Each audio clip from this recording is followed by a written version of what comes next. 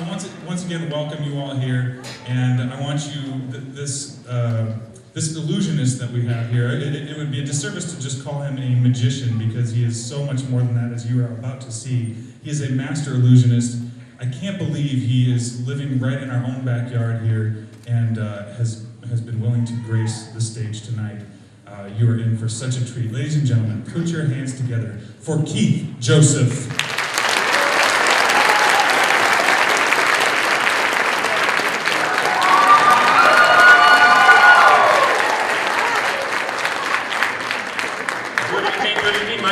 Joseph, by a round of applause, how many people here appreciate the fine art of magic performed properly?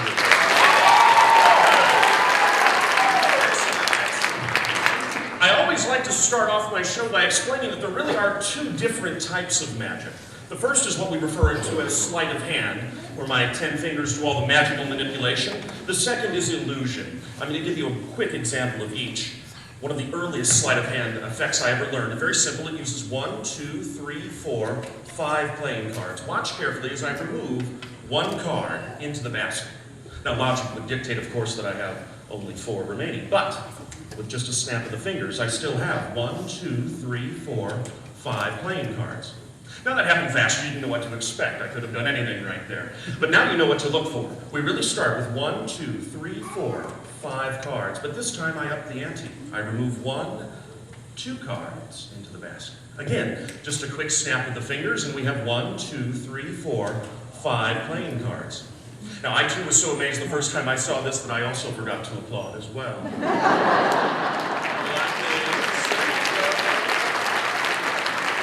now you're watching like a hawk. You're saying, where are those cards coming from? You say, are there really 1, 2, 3, 4, 5 playing cards? But now I really have to up the ante here. We remove 1, 2, 3, 4, 5,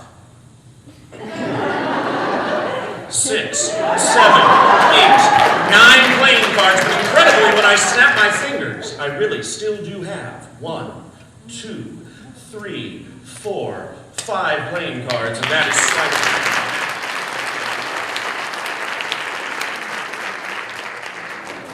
Now, I did say 2 types of magic. The second is illusion. That's what I specialize in. One of the oldest illusions in all of magic involves 2 solid rings of steel. This effect is over 2,000 years ago. Now, sounds solid, it certainly looks solid, right? Yeah. But watch carefully. 1, 2, 3. Solid, pretty solid, right before your very eyes. But as quickly as that happened, watch. They melt right apart.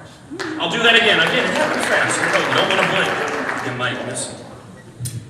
That sounds solid to you, right? 1, 2, 3. Right through. Just like that. But, just like rings of smoke, melt right apart.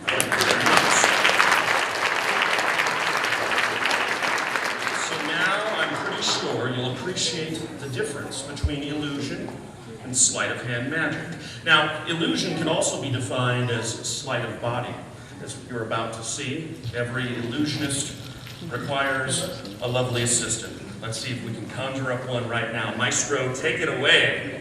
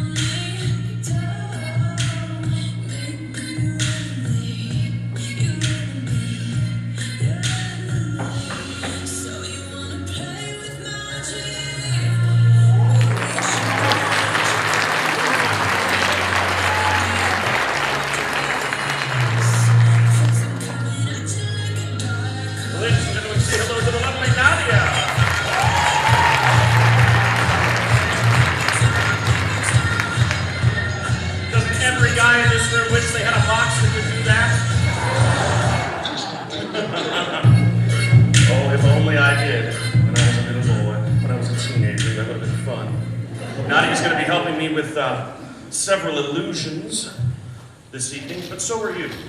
This is very much an audience participation show in a lot of different ways. And before I continue, there is kind of a third category of magic. It's referred to as mentalism, mind reading essentially. The trick that you're about to see, we inspired probably about 8 months ago from a TV appearance that we did. It was not a live show, it was recorded for later broadcast. But like a minute and a half into my routine, I was getting these outrageous responses from the audience, really over the top. And that's when I glanced to the side of the camera, and I noticed a guy holding cue cards. Now, I always thought of cue cards, as for the performer, like you see late night with Jay Leno or Letterman. They're holding their cue cards and all their jokes are printed there, but these were cue cards for the audience. And they had words, kind of like this.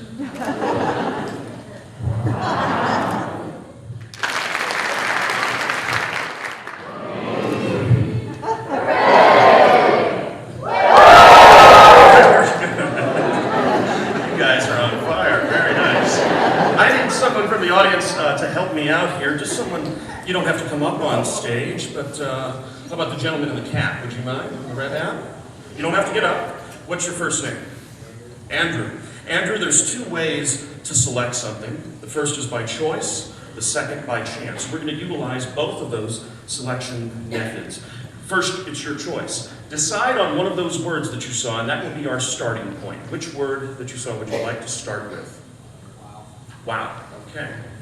So we will start with wow. Now the random portion comes in this fact. All of those words spell with a different amount of letters, okay? And in a moment, we're going to shuffle these cue cards, spelling one card for every letter of the word that you chose, in this case, wow, arriving at a completely random word.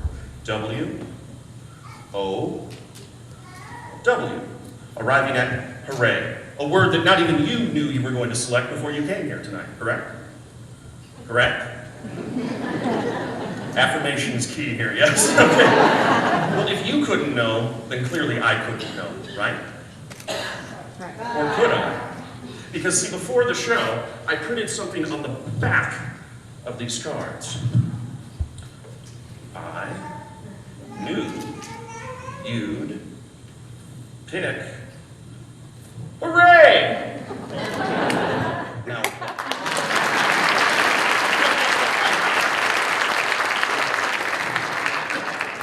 nicely done, sir. We'll be doing some more prediction work later on. And whenever I call on volunteers, please understand, you will not be made fun of up on the stage. We are here to have fun together, so please, normally when I go out in the crowd, everybody's like, oh, don't look at me, please. If we don't make eye contact, you won't know we're here. This sort of thing. No, we're here to have fun. So if you're willing to volunteer, certainly raise your hand and let me know when I come out into the audience. We'll get to that in just a moment.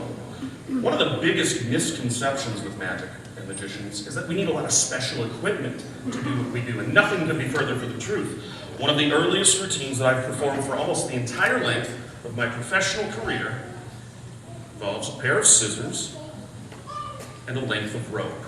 Gentleman right here, I'm going to toss the rope to you. Would you examine it, sir? Make sure it's nothing strange or unusual about it, doesn't stretch, nice and tight, ordinary cotton cord rope. Yes. Toss it back if you would. Nicely done, very good. This is one of the tricks that I used to stand in front of a mirror doing over and over and dreaming of the day that I'd one day be on stage and have a big show of my own. It might have looked kind of something like this. Take it away, maestro.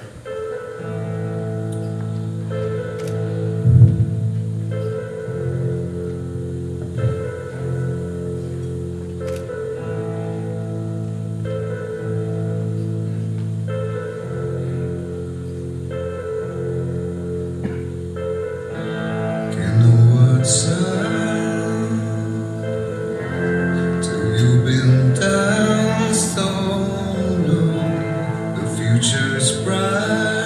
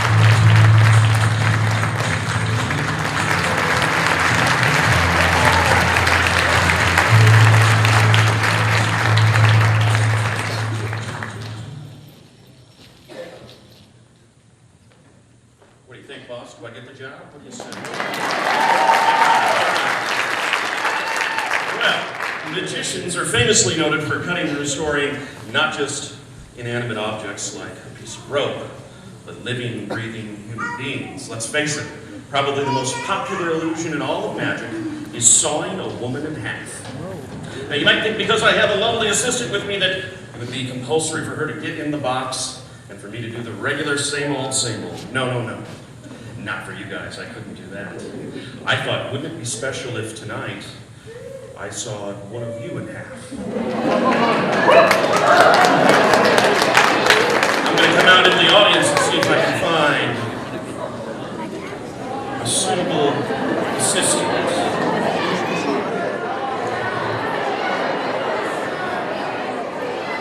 Let's see.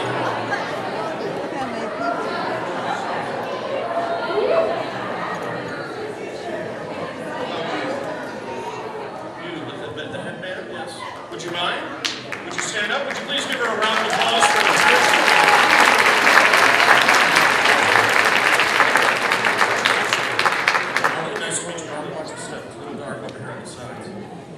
Molly, I'm going to guess that you've never performed any magic. Ladies and gentlemen, for the first time, live on any stage, I give you Molly.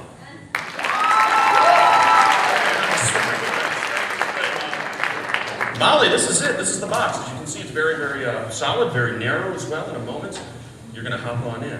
Come around to this side, if you would, please. What I'd like you to do, take a seat this way, and scoot so that your bottom is about halfway in, if you would, please. We'll hold it steady for you. Yeah. And if you just kind of recline back, Nadia's there to kind of catch you.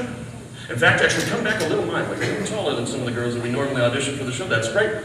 You can scoot back a little more if you want. Want your head to be comfortable on that cushion. Nicely done. Extend your legs. We have a little footrest for you here.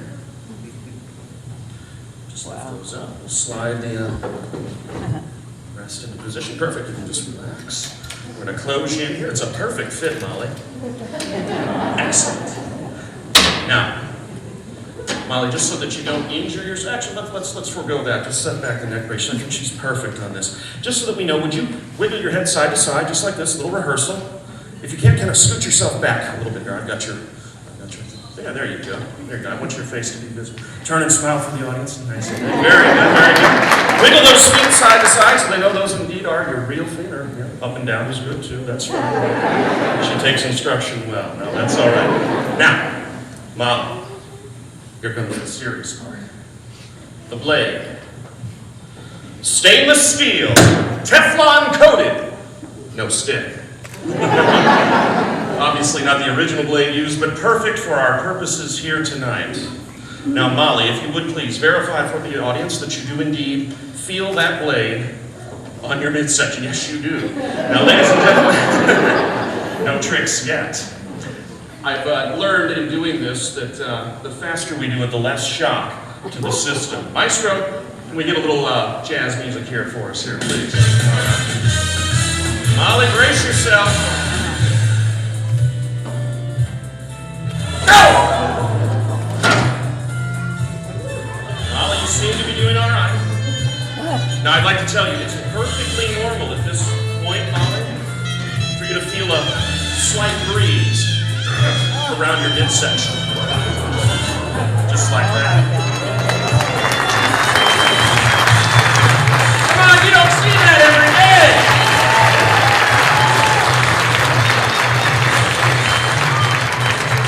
Spin around so everybody gets love.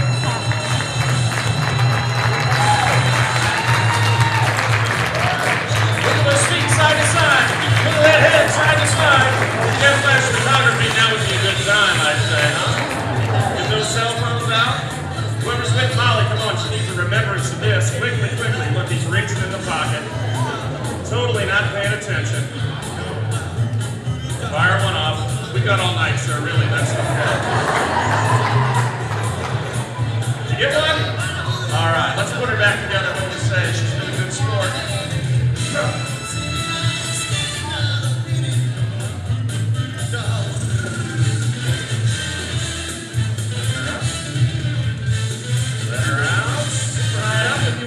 Take my hand, and you will bow to thunderous applause. This is the lovely Molly! Get Molly here! Bring her on, let's do the party now!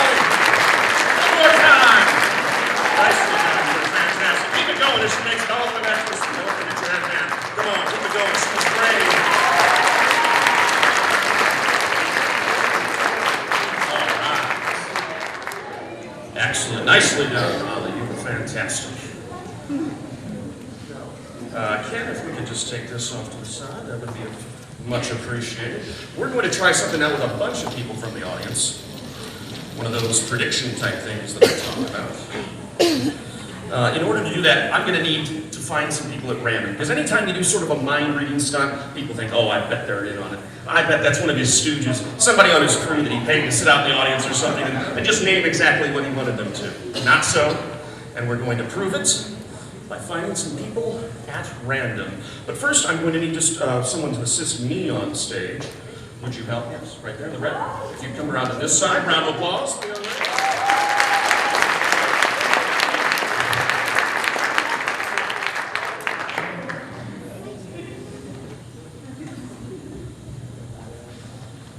Very good. What is your first name?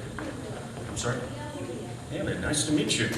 Lovely name. Right to this, actually to this side of the table, if you would. Now, we're going to find, we've never met before.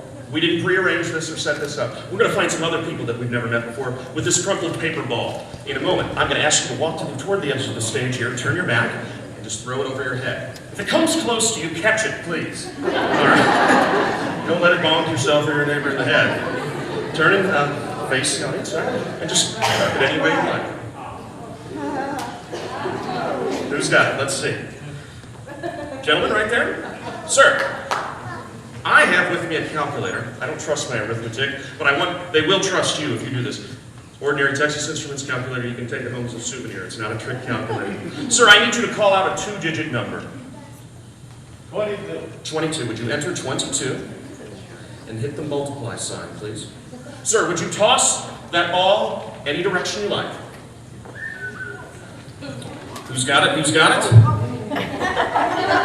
Another gentleman, yes? Yes. Sir, a two-digit number from you, please. How about 44? 44? Go ahead. Multiply. Sir, any direction you like? Who's got it? Who's got it? Another gentleman or a lady? I can't see all the way far. Gentlemen. Gentlemen, two-digit number, sir. 72. 72. You know what to do. Multiply. One more time. Any direction you like. Where'd it go? All the way in the back? Gentlemen. Gentlemen. What's going on here? It could be a conspiracy. I don't know. Sir, for the last time, give me a two-digit number. 31. You know what to do. 3-1. But this time, hit the equal sign. Now, that's a big number.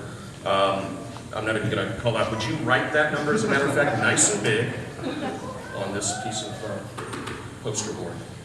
The total is, what is that? 32,487,305. So just to call it out, 32487305. Who is the last person that has the ball still? Would you kindly make your way to the stage, if you would, please? Round of applause for the gentleman.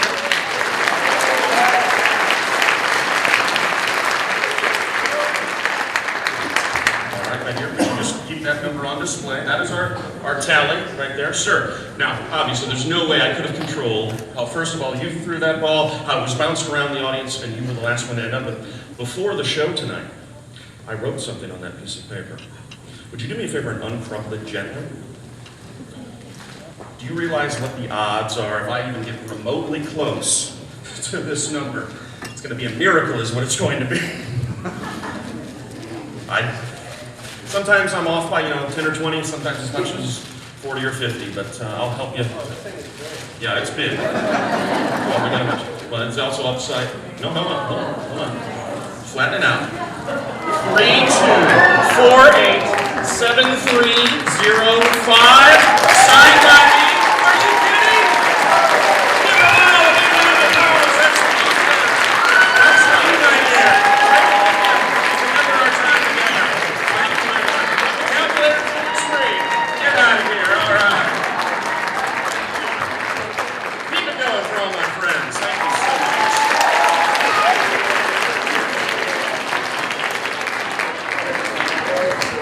Excellent. Now it is sort of union rules that magicians do at least one card trick in every show, right? I happen to be a big fan of card tricks. I enjoy doing a lot of sleight of hand and manipulation with a full, legitimate deck of cards. I'm going to invite two people to join me on stage for this illusion with a pack of cards.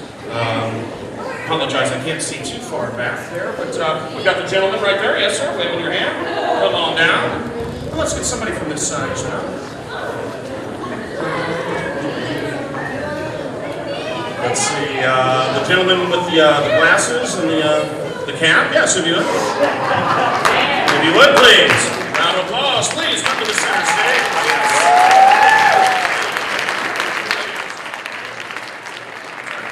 Dan, nice to meet you, Dan. Thanks for coming up. Your first name?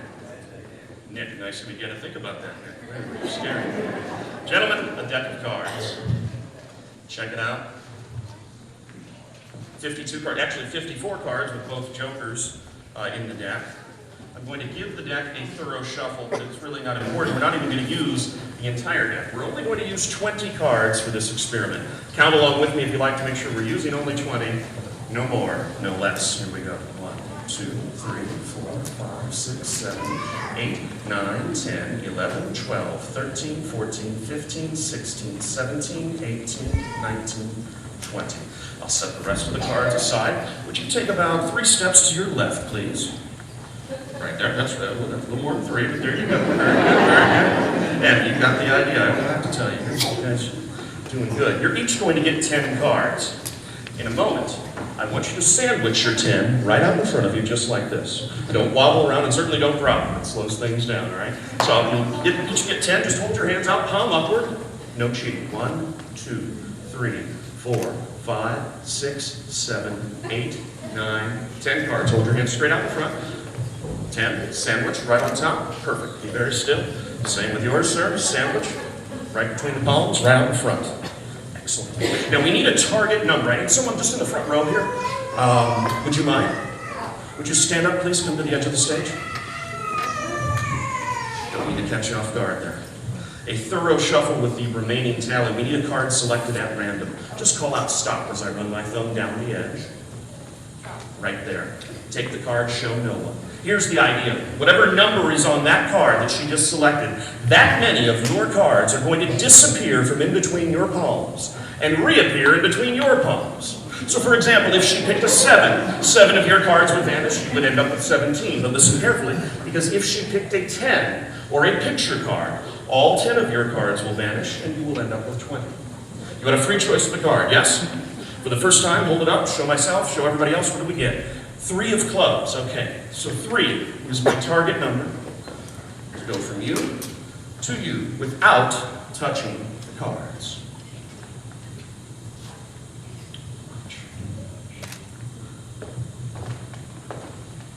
That's 1.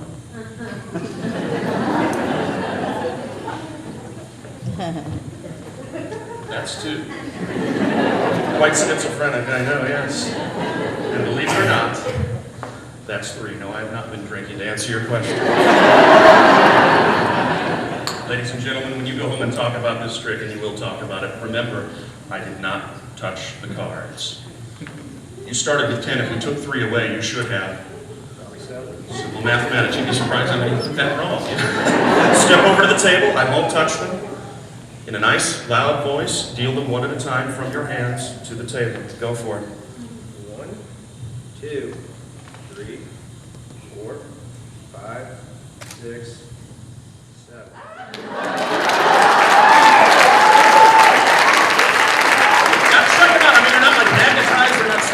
There's nothing funny about them or phony about them.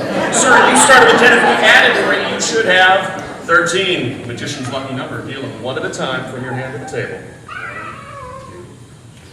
2, 5, 6, 7, 8, 9, 10, 11, 12, 14.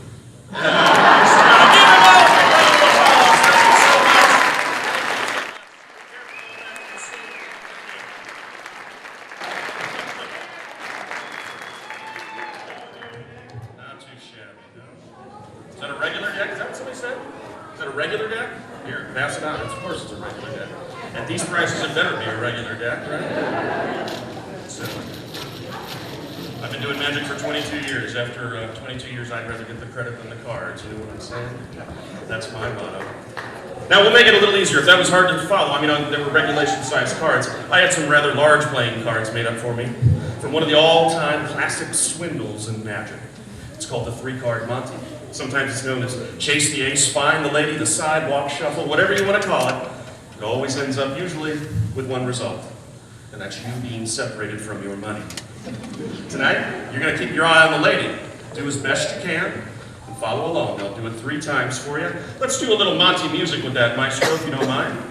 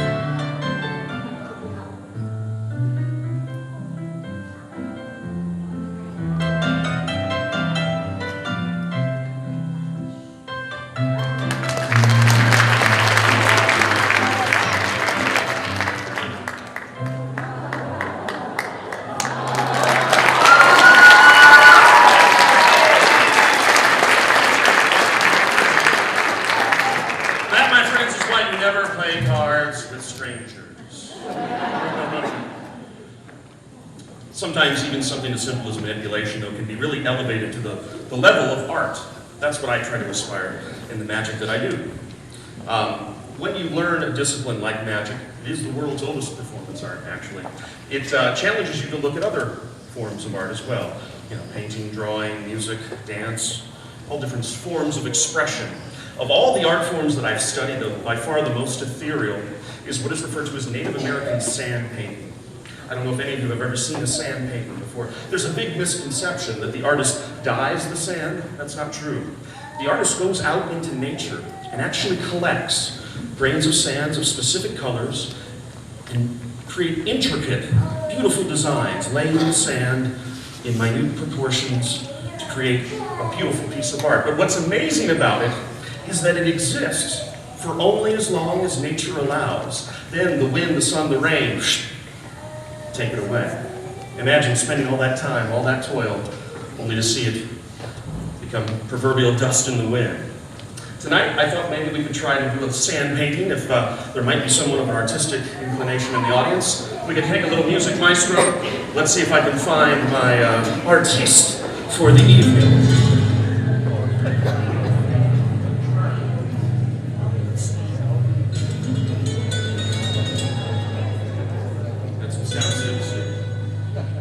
Scout Master by chance who happens to be with the group? Where would that be? Mind gentlemen, sir? Fantastic round of applause. Hey, one of the first line musicians I ever saw was a nice scout.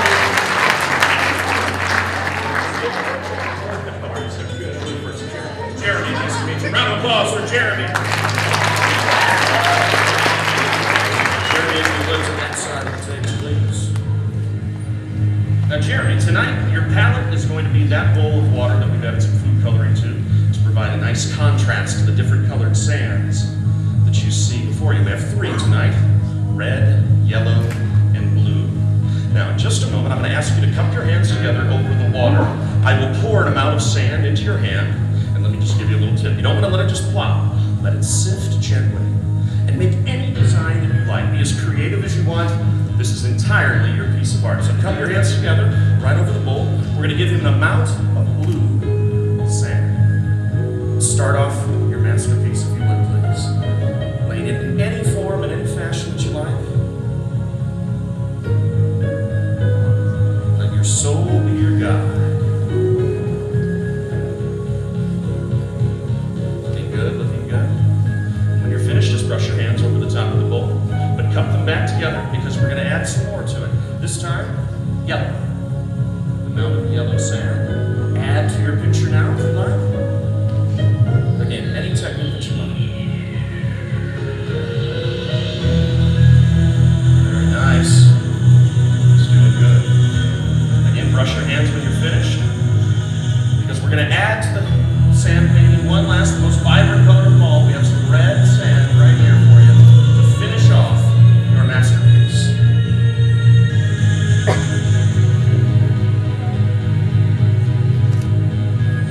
When you're finished, just brush your hands over the top. Wipe them with this towel. I want the entire audience to see exactly what type of work you've done here. Got this at 7-Eleven. Check it out. Can everybody see? Look at that. Isn't that pretty? Round of applause for Jeremy. That was pretty funky, Jeremy. It kind of looks like a Grateful Dead t-shirt. But Jeremy, in this illusion, I play nature. I'm what disperses the sand back to its origins.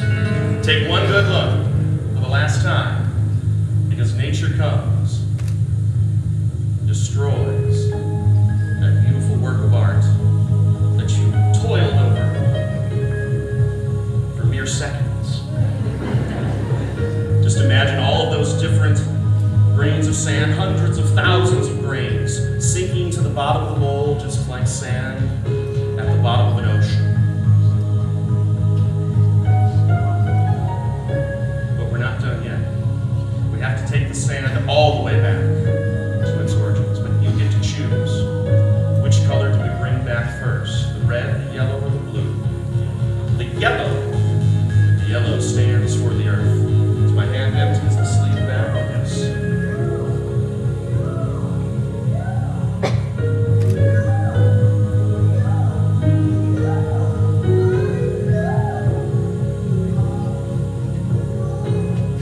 Jeremy, all of the dry, yellow sand.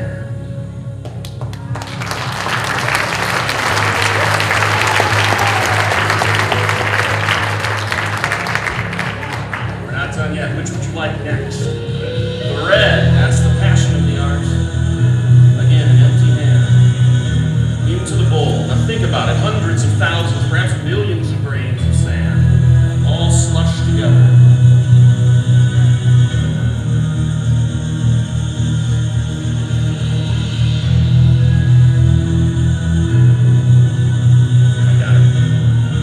All the dry, red sand.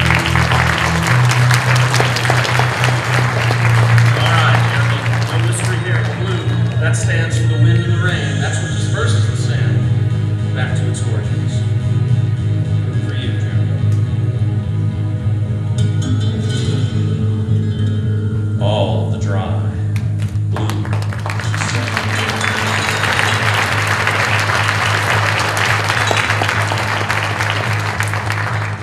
My good friend Jeremy, the talented artist that he is.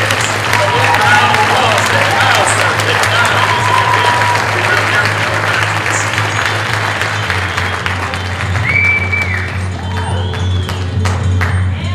Thank you. You guys having fun? All right, we're going to do one more for you and then just take a short intermission here, at which time stretch your legs, use the facilities if you like, but don't go too far. It's only going to be about 10 minutes. Just so we can reset some things on the stage. Magic, as I mentioned, is indeed the world's oldest performance art, and I thought, wouldn't it be cool if we could create an illusion utilizing art in the traditional sense? The picture you see is a reproduction of a work from Pablo Picasso, a Cubist work entitled Still Life with Death's Head. I don't know what it means either. I see the skeleton, I know the death's head part. But take a look. A two-dimensional painting a three-dimensional woman. In just a moment, you might have a hard time telling the two apart. Maestro, take it away.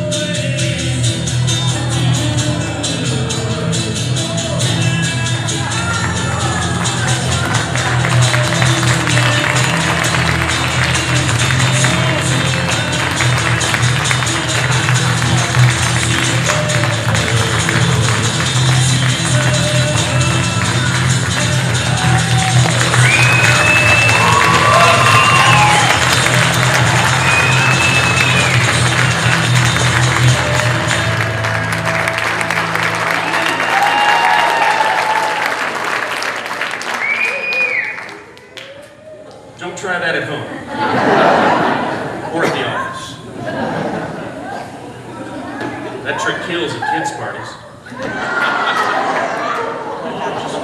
Hey, don't turn on me now. It's just a joke. All right, we're going to try something impossible. We're going to try to defy all of the laws of time and space in one illusion. I have a very special little box. Would you mind safeguarding it for me, please? Whatever you do, don't open the box until I tell you. Make sure no one seated around you attempts to open the box. Make sure nobody from my staff or crew or anybody approaches you to open the box. You are in charge. What is your name? I'm sorry? Jed. All right, Jed. It is in your possession. I need to borrow something from someone. I don't think I have a $1 bill. You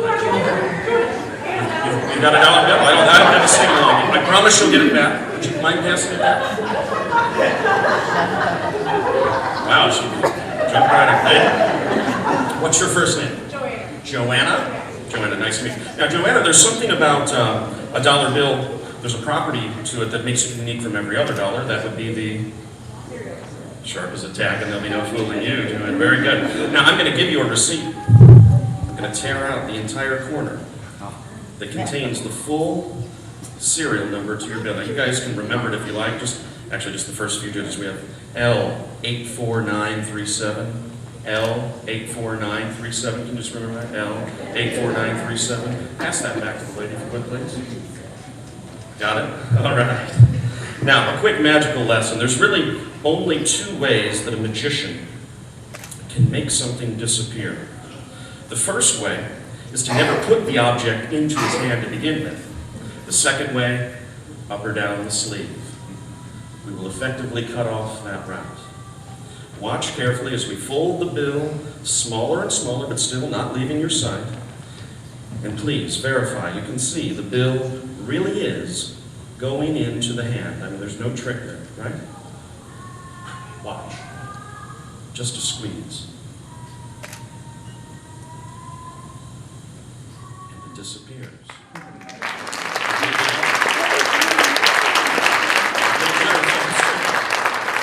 You have the corner? Would you mind joining me on a seat? I know you're stuck in kind of the middle of the row. I think it might actually be whichever way, about halfway, split the difference. Round of applause for the young lady.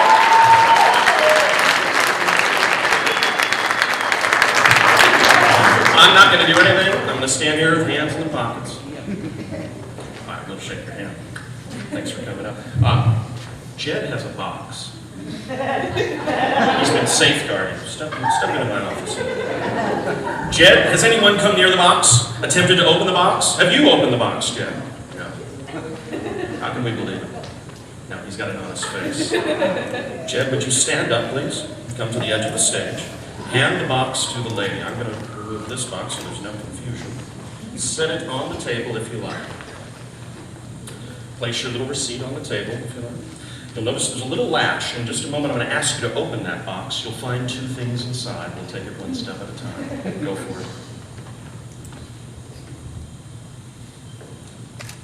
Take out the most colorful object first. Display it to the audience. Your best showbiz style. You'll also find a second accoutrement in the box, if you will. Stand behind the table just so that everybody all the way on the sides can see as well.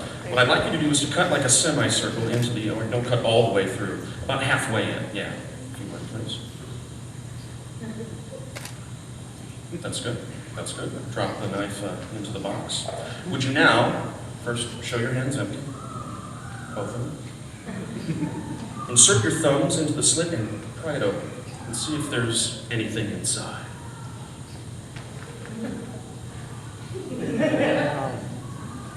There appears to be something green. I don't certainly want to touch it. Would you reach in and remove what you see?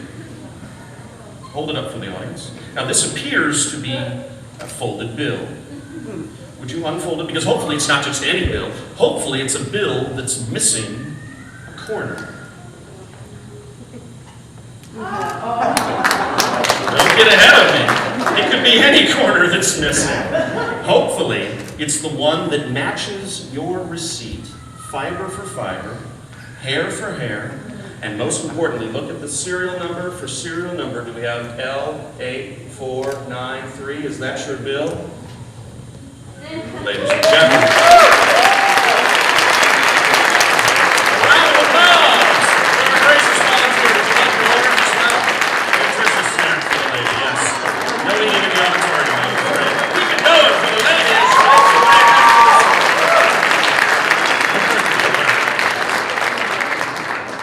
Very good. You guys had a good time tonight? All right, let's keep it going. Let's keep it going with something very, very different. What we now know as a magic trick was very, very real back in the 1800s when seances were all the rage. People that were referred to as mediums, spirit mediums, a go-between between our world and the spirit world, would inevitably come into people's homes and actually conduct small seances. They were actually using the tricks of the magicians to fool people into believing that they were indeed making spirit contact. But we're going to attempt a mini seance of our own tonight. I won't be in the seance chamber, though. The lovely Nadia will be our spirit medium here this evening. Come on out, Nadia. I need a brave gentleman who isn't afraid of grappling with the spirits to join me on stage for what we're about to do. Let's come around to this side. Let's see who we have. Good looking crowd today. How about this gentleman right here? Would you mind, sir? Yes.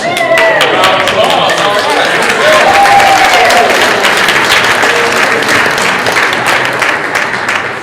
What is your name, sir? Justin. Nice to meet you. Thanks for coming. Round of applause for Justin.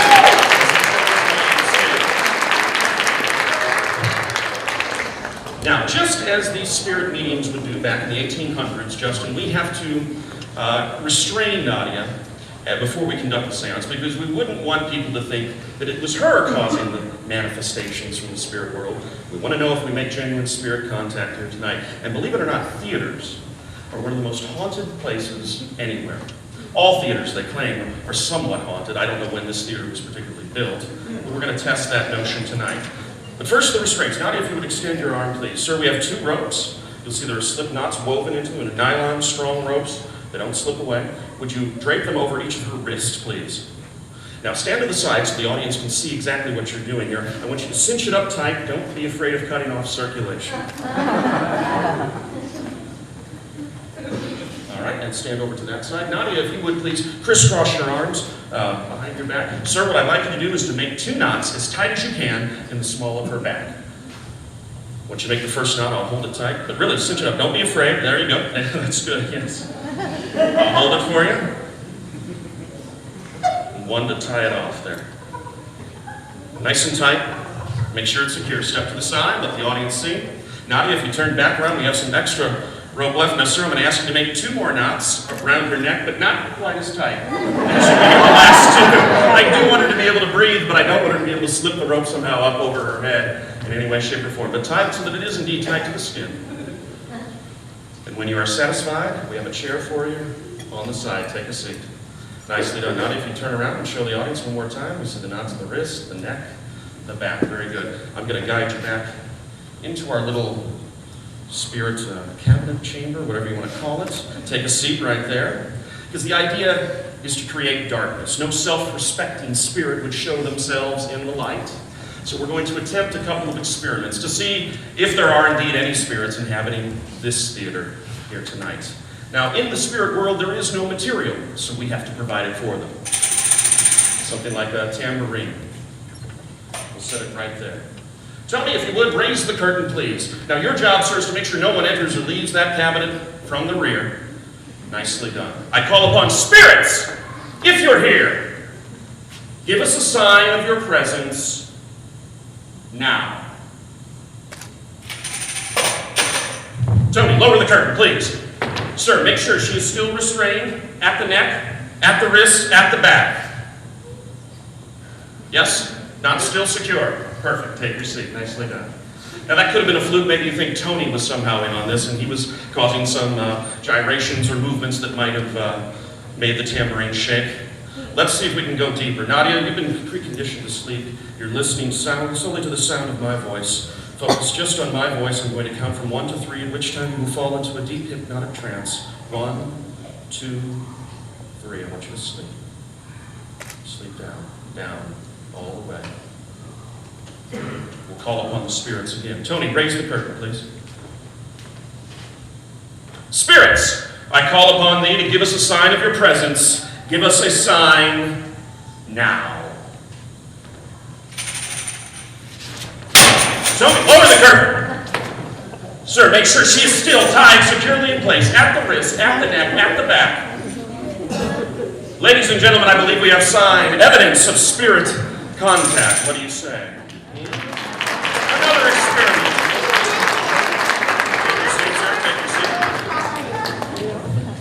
No, I'm sorry, your seat here. You're not finished yet. He seems a bit nervous now. Sir, if you would, I have a wallet that contains a small manila envelope. Would you examine the envelope, verify that it is empty, please? When you are satisfied that it is empty, would you please just lick the flap and seal it shut?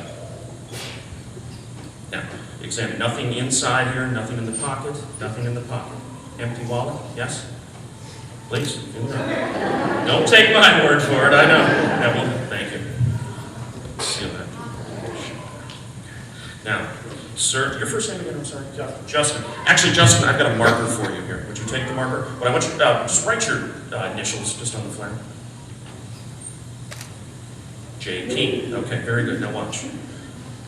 A wallet with the envelope JP right there. I'm just going to place it in the spirit cabinet. Now I want you to watch this carefully. We're going to try to interact with the spirit world, if they're listening. Tony, if you would, raise the curtain, please. I have a playing card, which I'm going to tear a corner from. Watch. Spirits, take that corner, be quick. Tony, lower the curtain. Sir, I'd like you to hold on to this card, if you would, please. Keep it in full view the entire time. Make sure I make no fast or funny moves. We open the wallet. An envelope, are those your initials, JP, yes? Would you remove the envelope, please? In fact, I'll hold the card, tear it open. See if there's anything inside.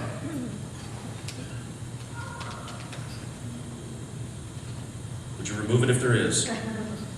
What is there? Hold it up. Make sure it's not any corner. Fiber for fiber, hair for hair. Ladies and gentlemen, further evidence of spirit contact. I'll take all of this. Now, sir, it is at this time that I'm going to invite you to sit in the cabinet and hold the lady. Would you stand up, please? We're going to broom your chair inside the spirit portal here, the spirit cabinet. It's been referred to as many different names, but we know what the object is. Now we're going to bring the focal point back here. Let's bring this little stool right in front, both of you. Excellent. We have a little stand here. Perfect. Now, as I said, in the spirit world, there is no material. So again, we have to provide that material for them. I have a blackboard here. Sir, I've got a piece of chalk. Just so that everybody can see, would you write just your first name?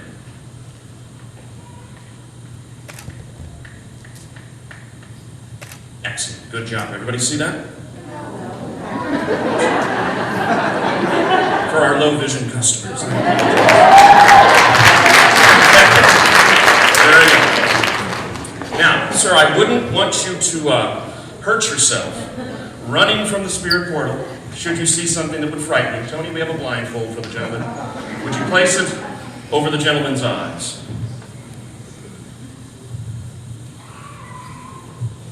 There we go. Comfy? All right, very good. We're going to place the blackboard with your signature just right there. Balance it. I don't want it to fall. And where's the chalk? Oh, you got it. Thank you very much. Would have been in trouble then, huh? We'll balance it right there. Justin's name on the chalkboard. Now, sir, just to make sure that Nadia isn't making any movements, would you take your left arm and place it on her head? Your right arm on her arm. Very good. And relax. Tony, carefully raise the curtain, please. As far forward as possible. Excellent. For the last time, spirits, we call upon thee to please give us a sign. If you're here, give us one final sign of your presence.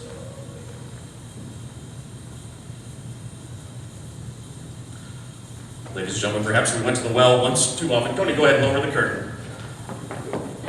Sir, you can remove your hand from the lady's head and arm. Take the blindfold off if you would. Would you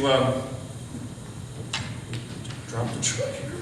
Would you verify that that is indeed your signature? Yep.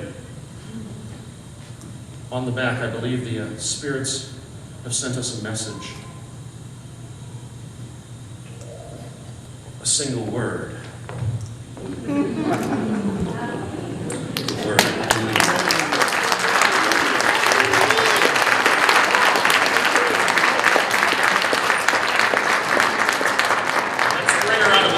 Shall we?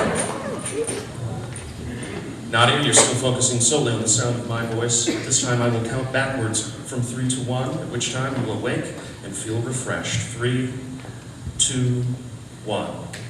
Ladies and gentlemen, our lovely medium, Nadia, and our brave gentleman, with wrapped in blue spirit, stand up if you would, sir.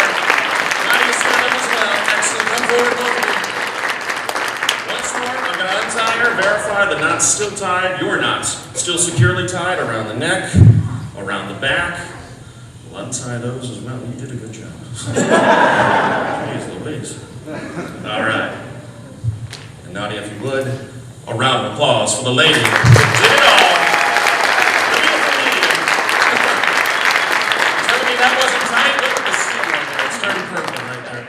And a round of applause for our nice job. Keep it going for him as he makes his way back to his seat. Very, very good.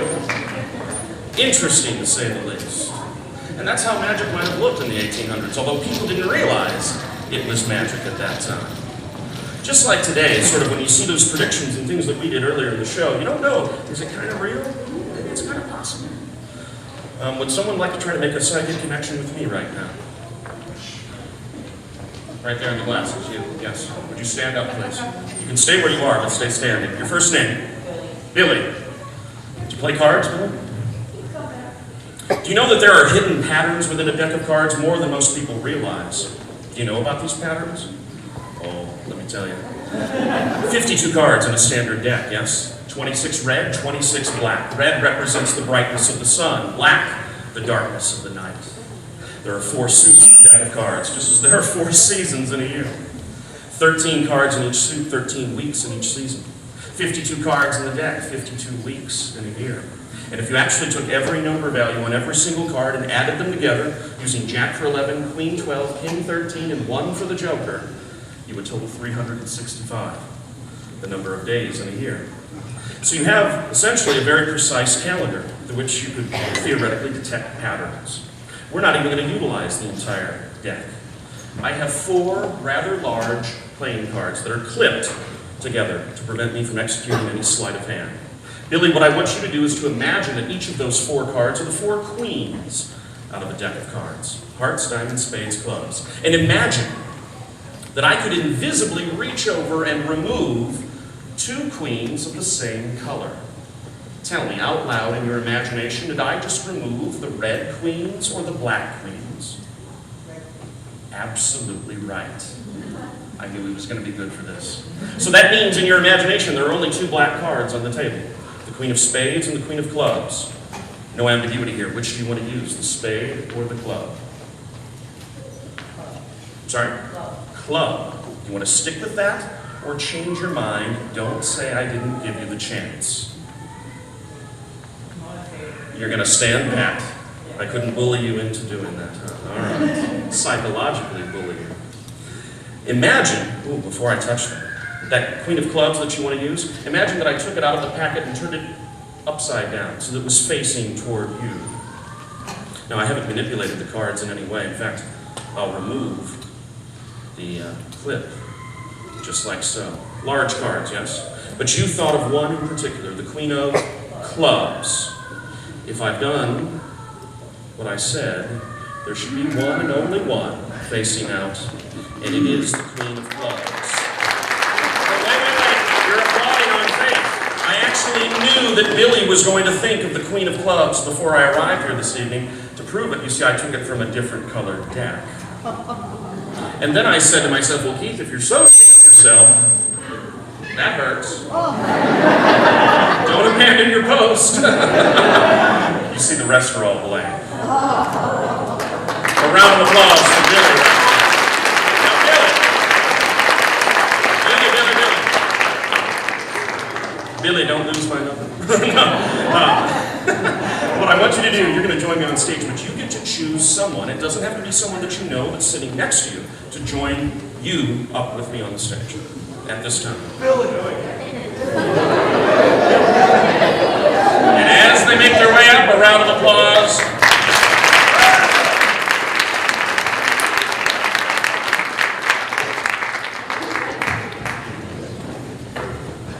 Let's try something crazy. We have a good psychic connection here. I'd like one of you on this side of the table, another on this side.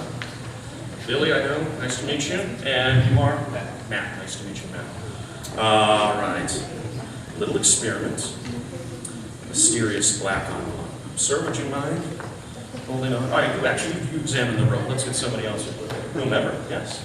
Would you hold on to that, please? Don't open it until I ask you to. Very important. Gentlemen, I brought with me a book. This is Tom Clancy's Hunt for Red October. You've probably seen the movie, yes? No, you never saw the movie Hunt for Red October? Now you got one on your rental list. There you go. Right. Netflix that. You know the book, yes, I'm sure. We're going to bookmark a page at random here. I'm just going to take a playing card and slide it along. Whenever you get the psychic feeling, whatever that means to you, I want you to say stop. We'll bookmark the page. Okay. Right there. Okay. Now, in just a moment, I'm going to pry the page open right where you stopped me. I want you to remember the page number. Lock it into your mind. Do not forget it. I want you to remember the first word on that page. The very first word. Lock it into your memory. Don't forget it. Okay? I don't want to accuse of being able to catch a glimpse here, so I'm just going to pry it open just a little bit. Can you see the page number? Okay. Memorize it. Got it? Yep. The first word on that page. Do you have it? Perfect. Matter of fact, hold on to the book, please. If you would step forward, I'm going to slide back just a little bit. Freeze. Sir, first of all, concentrate on the word that you're thinking of. I have a little blank piece of poster board. Concentrate. Imagine you're in a darkened theater, in fact, that you're the only one sitting in this theater. You're looking up at the projection screen, and suddenly the word you're thinking of is there, projected in big, bold letters. Think of that image now. Okay.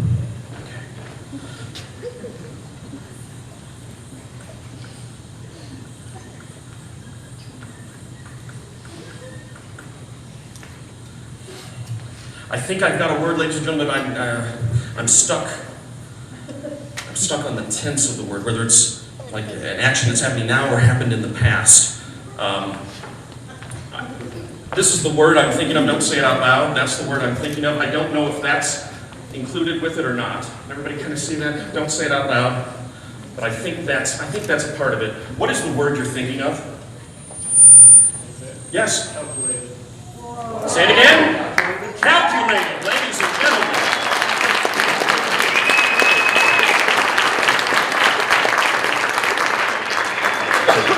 Now again, I know what you think that this was prearranged and somehow Billy's in on this and everything. Oh, what was the page number, by the way, that you saw? I'm sorry, 398. Would you open up to 398 just to verify, please, for this entire audience? I don't want you to think that he's just agreeing with me. And, what?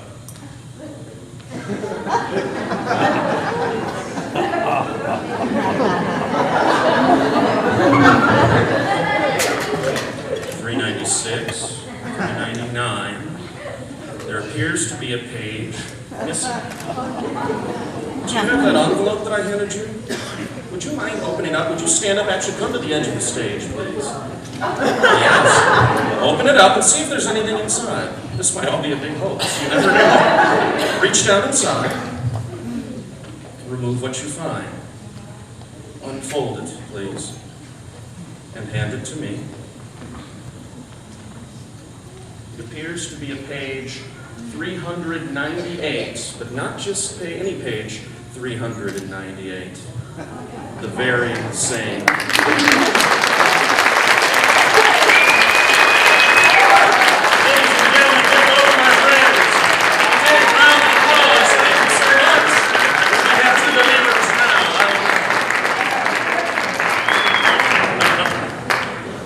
You guys have been a great crowd. Did you enjoy the show tonight? Should we do one more? All right, not just anyone here. Let's adjust our mood lighting if we could, please. There is a magical tradition in every ethnic group encircling the globe. From Hindu fakirs, Christian saints, voodoo priests. There's a story of one ability that they all have in common. An ability that I'd like to share with you here tonight. I give you the mystery of levitation. Maestro, take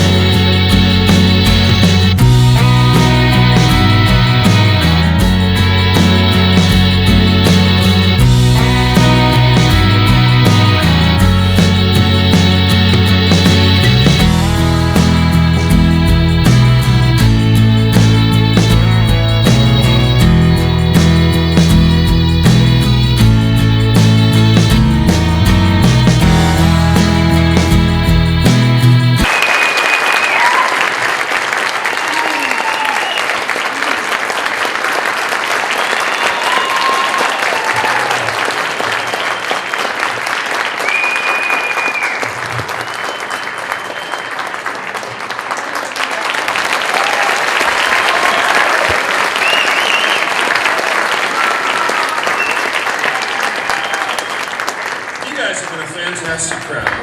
I gotta say thank you very much for coming out in the numbers that you did. It's our first time here. Hopefully it won't be our last. Would you come out and see us again? Excellent,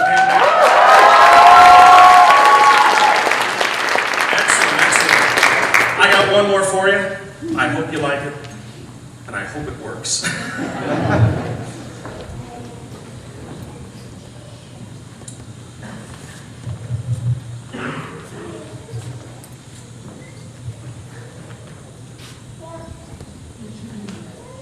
That's it. This audience will like it better. I don't know. Tough crowd over there tonight.